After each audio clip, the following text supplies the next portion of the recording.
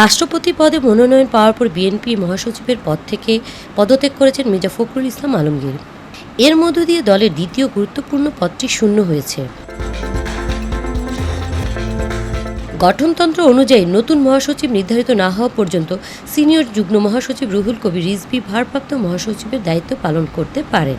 তবে এই বিষয়ে এখনও আনুষ্ঠানিক ঘোষণা দেয়নি বিএনপি। দলের স্থায়ী কমিটির সদস্য গয়েশ্বর চন্দ্র রায় জানিয়েছেন, মহাসচিব কে হচ্ছেন তা পরে জানানো হবে। দলীয় সূত্র বলছে, চলতি বছরের ডিসেম্বর বা আগামী জানুয়ারিতে বিএনপির কাউন্সিল হতে পারে।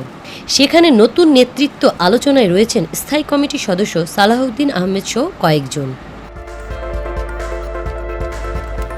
এদিকে দলের সর্বোচ্চ নীতি নির্ধারণী ফোরাম জাতীয় স্থায়ী কমিটিতেও বড় ধরনের রদবদলের সম্ভাবনা রয়েছে।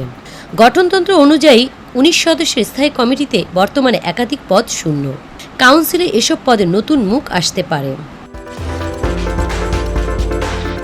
২০১৬ সালের পর দীর্ঘ এক দশক ধরে বিএনপির জাতীয় কাউন্সিল হয়নি। এবার কাউন্সিল ঘিরে দলটির নেতৃত্ব ও সাংগঠনিক কাঠামোয় বড় পরিবর্তনের সম্ভাবনা তৈরি হয়েছে। CIP TV Bangla news desk.